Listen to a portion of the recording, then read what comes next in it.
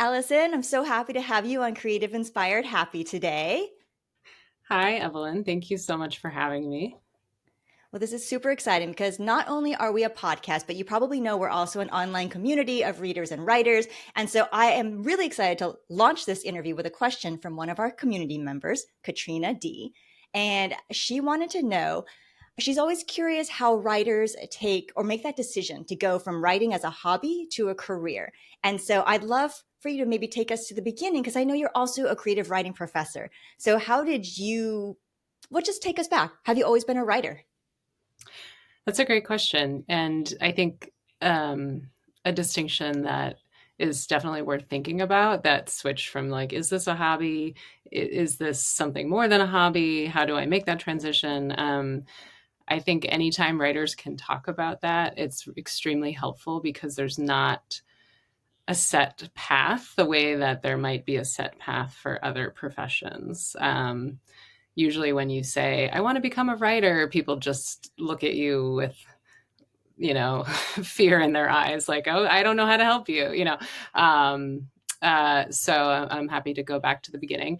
I'm definitely one of those writers that was a writer, from the very beginning. And I truly mean like, from the beginning, like, I mean, not since I came out of the womb, surely, but like, as early as I can even remember, I remember writing little stories. And that was definitely due to my mother, who took me to the library one day and she got this book. Uh, it was called How to Make Your Own Book. And it's very simple for any readers out there who want to know, or maybe give this to, idea to your child or something. Just the simple act of taking loose leaf paper and binding it with yarn and tying it at the end, right? To me, that was such a transformative moment, where I went from sort of thinking of myself, I don't even know what I thought of myself as at that age, right? But moving to a stage where I thought, oh, I can make a book. I can do that, into my little eyes, like that collection of loose leaf paper, like really, it was a book to me, even though it was 3 pages and, not actually a book. So that got me going on the hobby portion of things. I just continued to do that year after year. And, as I got older and matured, like the books became bigger and more complicated. And I didn't always bind them with yarn. I mean, that's very expensive or very time consuming. I don't suggest that as you get older. But and even though I did this all the time and not everyone I knew was doing, I mean, most of the people I knew around me weren't writing novels. I still thought of it as a hobby. I still thought of it as just this thing that I like to do. When I went to college, I actually remember thinking, okay, that's it. I'm done with studying English. I'm going to become a math major. Um, and we can certainly have a whole nother podcast about like what that was about, but that's not this podcast today. So yeah, and I didn't take any English lit classes. I didn't take any creative writing classes, and it only took me one semester to realize how much I missed them in my life. Like it became the first time in my life where I didn't even have time to write as a hobby, or and wasn't being asked to do it in school. So um, I just kind of knew then that, okay, like I'm going to become an English major. I'm going to start writing more seriously. But still, even then, it took a professor kind of reaching out to me to say, you could do this. This is a thing that you could do professionally, or at least in graduate school. Like, let's start there. Um, and I would say that was about halfway through my college years, maybe even closer to junior year. So for someone who wrote constantly, obsessively, it took a very long time for me to even start conceiving of it as a profession. Um, and I think that's just because we're not encouraged to do so. We're encouraged to be creative. We're encouraged to write. We're encouraged to kind of pursue our own hobbies, but it's a really big step to go from this is a thing I like to do into this is a thing I'm going to risk everything for. And where was your decision to become a writer yourself in comparison to becoming a professor in creative writing? Sorry, do you mind repeating that? Yeah, so I'm wondering about like when did you decide to become a writer on the timeline compared to when you decided to teach creative writing? Did it kind of happen at the same time, or did you decide you were more comfortable teaching first? Yeah, I teaching came later. I thought maybe I would go into journalism. I didn't really know. I in those right after I decided that it was something I wanted to pursue professionally. I was still considering other options, like maybe I'd go to law school, and or maybe I'd copyright or edit or do something for some corporation. I still wasn't like I want to be, or I wasn't like I'm going to become a novelist. That took a long time to say, um, pretty much until the end of graduate school. um, so I was pursuing very like practical forms, or what I conceived of as practical forms of writing professions. um, I it's funny. I As a kid, I used to pretend to be a teacher. My mother was a teacher. So that was always one of my games. I would like set up a chalkboard and pretend to grade people's things, whatever it was. I'd like write little letters on pieces of paper. So I think there was a part of me that did always want to be a teacher, but it was something I completely forgot about in pursuit of writing. And in my graduate program, teaching was a component of the program, and so I was really fortunate to get to try it out before I even fully decided that it was something I wanted to do. I think my first class was a creative writing class, and I just absolutely loved it. And I thought it worked so well in conjunction with the writing life. It was something that really inspired me. So it wasn't until then that I realized, okay, that's the path for me. That's really interesting. Okay, so now I want to talk about the wedding people Okay. and where you got this idea. Well, first, maybe tell us for people who are listening or watching who don't know the premise, what is the wedding people about? The Wedding People is a novel about this woman, Phoebe, who is 40 years old, and she shows up at this very fancy, luxurious Newport hotel. And all we know about her in this opening chapter is that uh, instead of going to work that morning, she lived in Missouri. She got on a plane and she flew to Newport, and she checked herself into this really elaborate hotel, and she's dressed to the nines, and she has no luggage, and so she's kind of a mysterious figure. As she checks into the hotel, she realizes that everyone in the lobby is there for a wedding, and she realizes she's the only person not there for that particular wedding.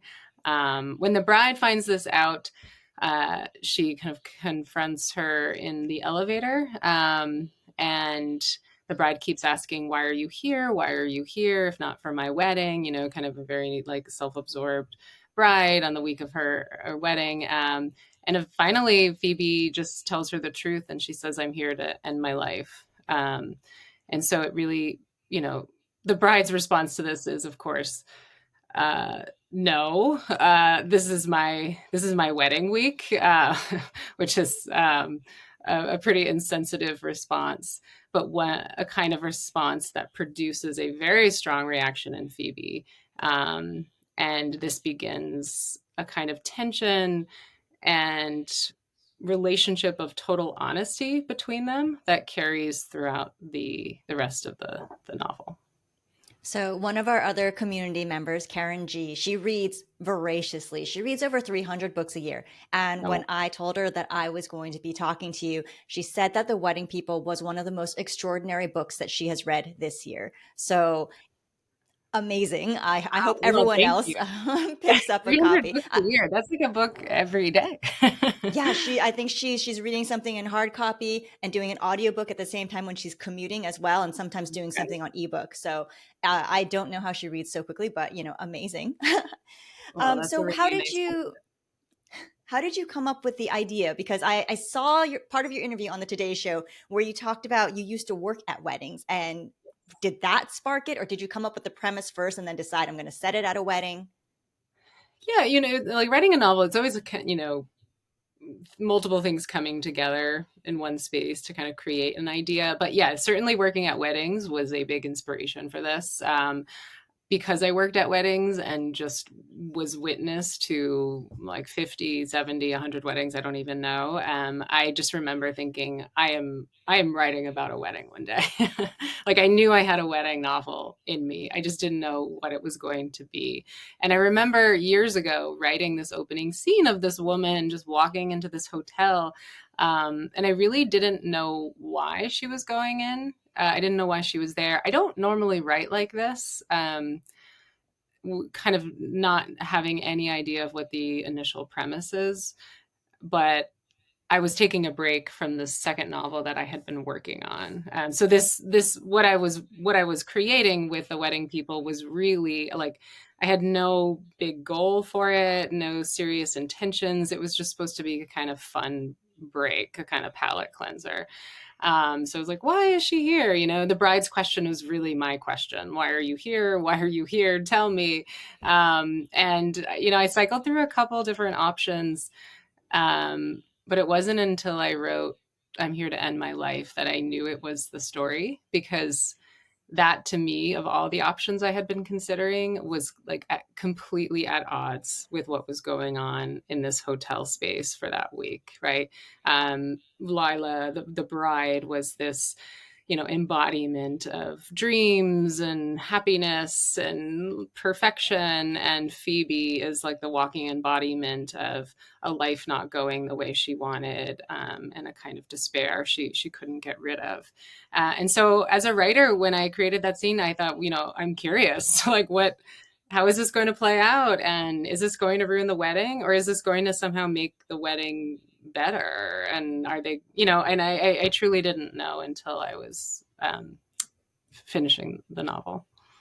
And so I think you had said you had written kind of this opening scene where the woman walks into the hotel a while ago. Was that something that you picked up again and then you wrote the novel, or was it that, or did you mean Yes. that you had just started writing this novel and it took a while? Yeah. So yeah, pretty much as soon as I had Phoebe say I'm here to end my life, I put the novel down. I was like, Okay. that's nope, that's that's not the break I was looking for. That I thought this was just going to be a fun, light, breezy vacation story, and I didn't know exactly what, but this is not what I'm going to write. So I put it away for years. I finished my second novel. I toured. And then when I was kind of finishing up with that process, I was thinking about, well, what's my next project going to be? And usually when I wonder that, I go back into my old files. And I think, anyone who writes or anyone who's creative, on their computer probably has like a folder of that's called like trash or discarded materials or never to be seen again. So I always like look back at that folder to make sure I wasn't being hasty. And I'm like, what ideas did I have? And I remember reading that opening chapter of The Wedding People, and I was no longer afraid of it. I had been afraid of writing it, afraid of going to that serious place. Um, and I was interested, I was hooked. I just wanted to know what was going to happen to Phoebe, what was going to happen to Lila. And to me, that's always the signal that this is a novel, because that's the feeling I want the reader to have, And I mean, it's really hard to write a novel for a lot of reasons, but one of them is you have to sustain your interest in it. I think you kind of have to wonder along the way what's going to happen, and of course, you need certainty at some points too. But for me, that wonder, that curiosity, is one of the most important drivers um, of my writing. It just keeps me going, returning to the page day after day. So yeah, I just started to work on it, and still I was not sure, I just didn't, I decided I was going to, try describing the novel to a bunch of different people before I really started working on it in earnest. And this process was essentially me applying for grants or writing residencies. So I was pitching. I kept like rehearsing a pitch of this particular story.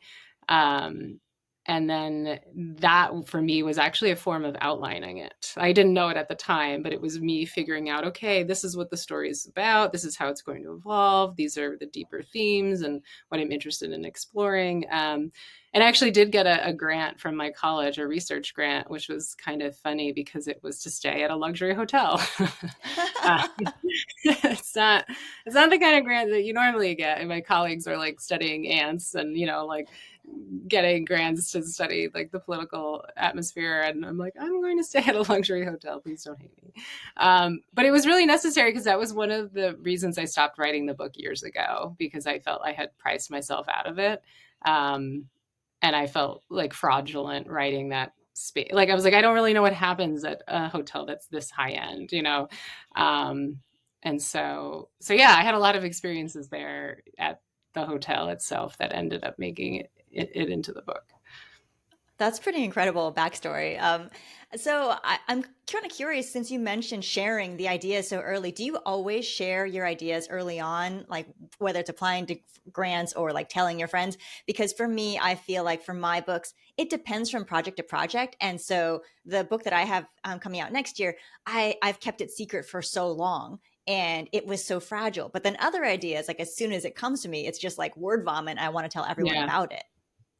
Yeah, I have that I have those kind of differing experiences too. I think for me, it has something to do with how much I've already invested in the project. So I have a hard time describing a novel if I've been working on it for years and have showed no one. Like then I'm like, the stakes are so high.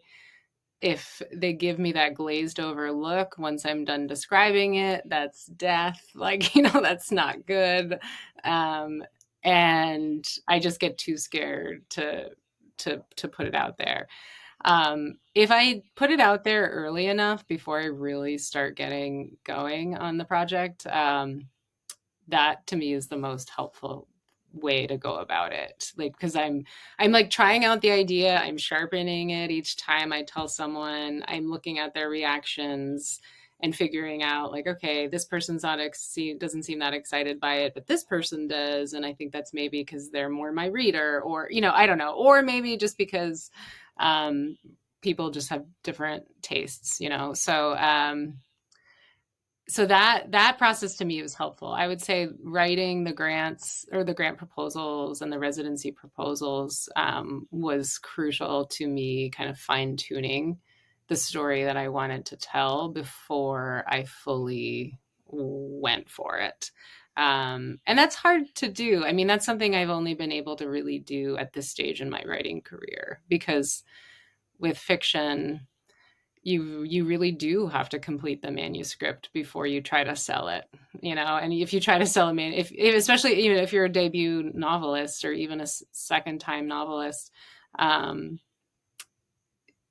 people won't take chances on it the same way that they would take chances on a nonfiction proposal coming from someone who has 100,000 followers on Instagram or something, so you have to put in all those years and all that energy and all that work into an idea, just kind of hoping someone will like it at the end of it, and that's a really scary process. So I've really leaned into what's available to me now, with my third book, and having some resources that I didn't have at the beginning of my writing career, and trying to use those as much as I can, because I find having some encouragement along the way and knowing, okay, I know some key people are interested in this manuscript and I trust their judgment, that can be really helpful when I'm like down in the dumps halfway through the novel and starting to distrust my own ideas.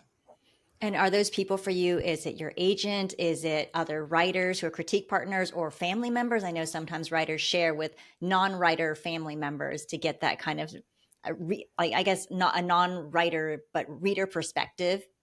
Yeah. Yeah, I do a good cross section. I mean, I often start with my agents. That's kind of the I say agents, which may sounds funny to people. I'm like, but it's Molly Friedrich and Lucy Carson. They're a mother-daughter team, and uh, they both represent me. So I tend to show them right away or before most people. Um, and usually what their response is both literary and commercial. They tell me what they think of the writing, and but they'll also tell me whether or not they think they can sell the book, so it's kind of it's a really useful perspective to have. But then sometimes I'll just like ask my dad. I mean, my dad's not a writer. He spent his life as a safety consultant working for corporations. But he's a reader, and he loves a good story. Like he loves a great movie. So sometimes I'll just say, "What do you think of this plot?" And if he goes, "Oh, that's a good one," he's like, "I'd read that," or I know I've landed on something. And if he's like, "What?" That's kooky, or like not for me, I kind of know, like, okay, that doesn't mean it's horrible. That just means it's not maybe going to appeal to the widest possible Hmm. readership. That makes a lot of sense. Do you have, well, first, I want to know, how long does it take you to write a novel? Do you have like an average length of time? I mean, I guess the average would be about 5 years, but that's only because my first book took about 5 years. My second book took 11 years, and The Wedding People took about 3 to 4 years. Okay. So it's sort of all over the place. The second book was really hard for me to write. I mean, I was actually writing a lot, so it wasn't hard for me to write. Like I was producing a lot of pages, but I was actually producing too many pages. Like I was caught in a cycle of self-doubt, Mm. and caught in a cycle of feeling a lot of pressure to write the perfect novel. And that meant that I would write three-quarters of a novel and then think, oh my goodness, this is not usable, or like this isn't going anywhere. This is not the book I wanted it to be. And then I would kind of start over, or like try it from a different point of view, or just really really struggled to get something out for a long time. And kind of allow myself to let go of a manuscript and let it be out in the world as like this imperfect thing. And after going through that, I really sat myself down and had to answer some questions like, what do you want your relationship to writing to be? Because you can't do that again. that's not that's not how I wanted to live. And that wasn't really the relationship I wanted to writing. I realized, like, I want to be an active working writer. I want to be kind of in touch with my readers regularly. I don't want to write a book and then wait 20 years and put out another book, right?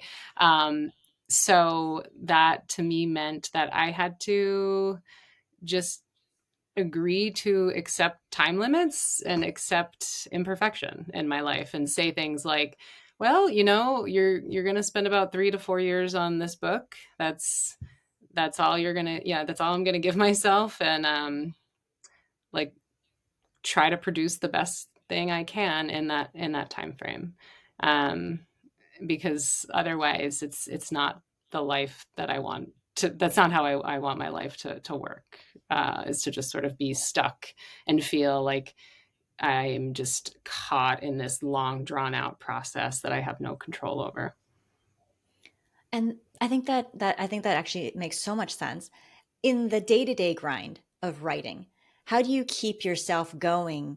Because sometimes it seems like writing an entire novel is a massive, massive enterprise. And it's very hard to hold on to the idea of, a 400 something page book and 3 or 4 years. You're also balancing, a job as a creative writing professor, right? So you have to find time for that job and then time for your own work. what have you put into place, or do you have any routines that you've put into place that kind of help you maintain that steady forward momentum? Hmm. Yeah, I mean, it's hard. I think it is like regular work to continue to get yourself to work on this manuscript, in the same way that it takes work to just sort of maintain your life or maintain your personality or whatever it is. I mean, sometimes it flows, sometimes it's easy, sometimes I crave it, and just sometimes it feels like a vacation from life, and those are the magic times, and I just let those come, and often they come at the wrong time. Like always at the wrong time. It's like just before I have to write a lecture, or and um I know how special those moments can be, and they get harder and harder to have. So I tend to just shirk other responsibilities to preserve those fleeting moments, because it's like, you know what? I'm sure I'll be fine in the lecture, and I'm sure I don't have to prepare as much as I think I have to prepare. So let me just give myself 2 more hours to work on this manuscript. It'll be fine. Um, so there's that part of the process, but then there's the part of the process where it's like, I'm really tired from work. Um, I don't feel like writing right now when I get home. I used to force myself to write in those moments. You would say, no, you have to do it. Like you're never going to finish this manuscript, so just write until dinner time, or right after dinner until you fall asleep. And that wasn't really sustainable for me. I found that decreased my enjoyment of writing. So it's really just about like carving out, almost like planning it in my calendar, looking at the free spaces of my week, and figuring out when it might be a nice time to force myself to write. So that I don't have to have like this lingering anxiety that follows me throughout the week, which is like, you're not writing, time is slipping away. If I have it planned on there, like a trip to the gym, then I'm more likely to do it, and I'm more likely to not resent it, and I'm more likely to adjust my life accordingly so that I'm actually like ready to do it. I tend to Mm-hmm. find that mornings are best for me. So if I have like a 2 or 3 hour window in the morning, I'll wake up at 7 and try to like seduce myself into writing by being like, I'm going to put sugar in my coffee this morning, like just like whatever I can to make it like this indulgent experience. I do that. I love that. Okay, speaking of experiences, can we talk a little bit about Read with Jenna and the Today Show? I'm so curious. Did you know that your publisher was pitching them, and what was that moment like when you found out that you were the book pick for Read with Jenna and that you were going to be on the Today Show? Yeah, I didn't. I mean, I guess I always had like a vague sense that the publisher was pitching my books to these book clubs, though I never quite knew. I mean, I never directly asked. I think it's one of those things you're like, I just don't want to know what I don't know. Yeah. Because then there's just it's too much disappointment. Um, so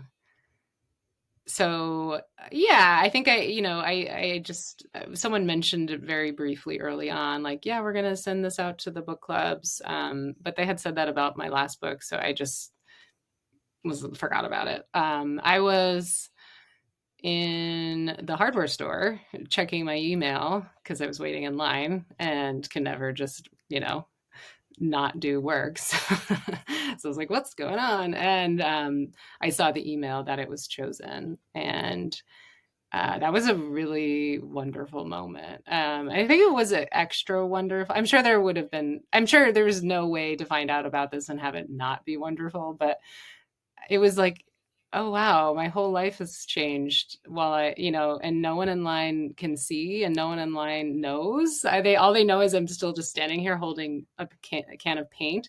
Um, but like by the time I walk up to the register, I was so excited. Yeah, I just it was just such a private wonderful little moment that I had with myself before telling people, which I wasn't actually allowed to do for a very, very long time. So I had that private moment that it extended for a lot longer than I thought it would when I was standing in that That apartment. must be so hard to Oh, keep it oh my secret. God, it Um, was so hard.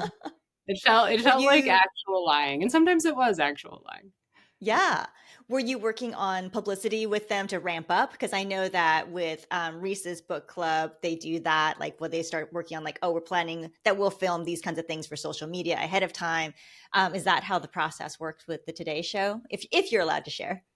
Yeah, I we did a few things. I mean, we didn't do any video or social media that I recall. Um,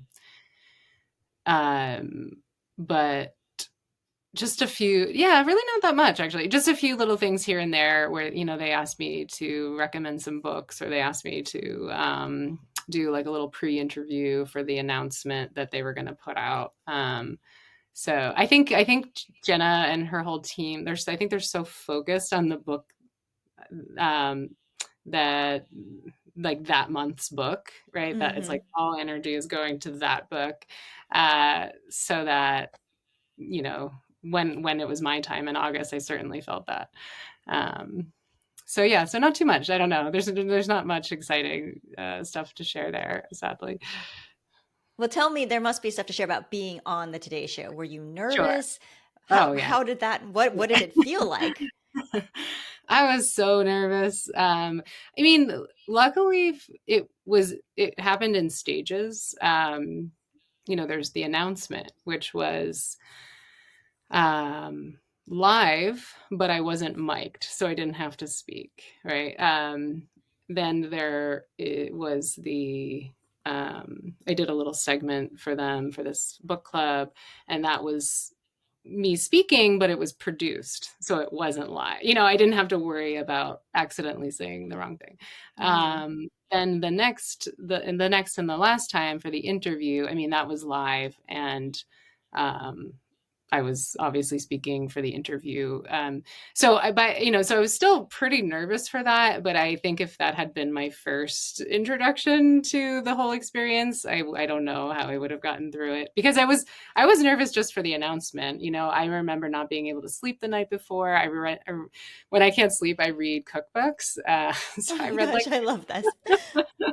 I read like half a cookbook and was just like, just go to bed. Like, I can't read an entire cookbook like before. Yeah. So and it's funny because, I teach, I lecture, I stand in front of people and talk a lot. But there was just something about this, I mean, just something about national TV. I had never experienced that before. And yeah, but once I got there, everyone was so kind, um, each time, that the nerves sort of floated away. It's really hard, I think, to be nervous when talking to Jenna.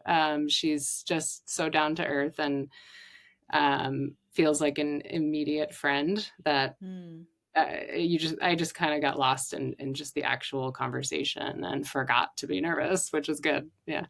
Oh, that's so wonderful. Congratulations. I'm so Thank you. excited for you, for all the attention that's been on the wedding people, and all that will hopefully continue to happen into the fall.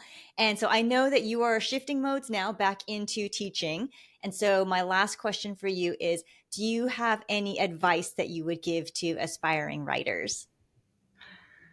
Oh man, there's always so much I want to say. So I feel sad that I can only say one thing. Yeah, I mean, I think the what I think is the most helpful thing, or like maybe the most important thing to think about in my own journey as a writer, is learning how to trust your instincts, and trust your own taste, right? I think as young aspiring writers, we tend to outsource that. Like, we think, oh, well, what do I know? Or I'm just beginning, or, I'm not a great fiction writer like my professor, or like this published writer. So, I was always looking around, asking other people what they thought of my work.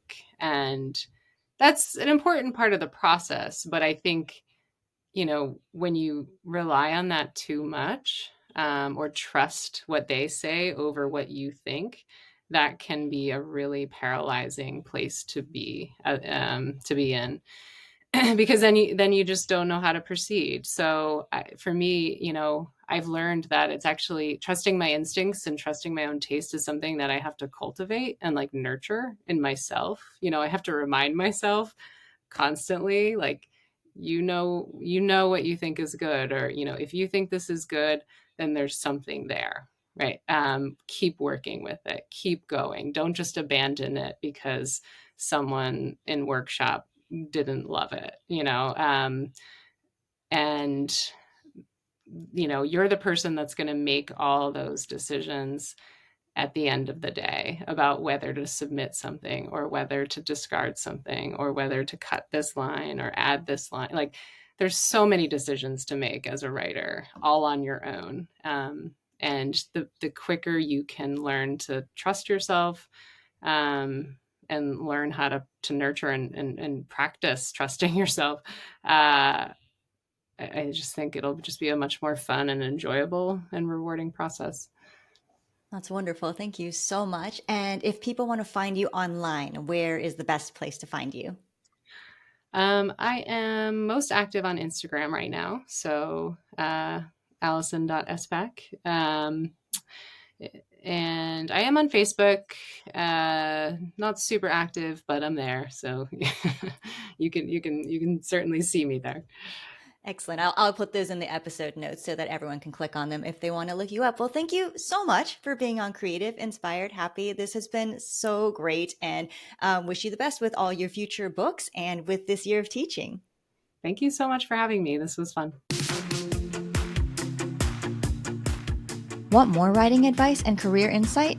Join thousands for free at creativeinspiredhappy.com to go behind the scenes with best-selling authors and get access to our book club for writers, creativity challenges, and more.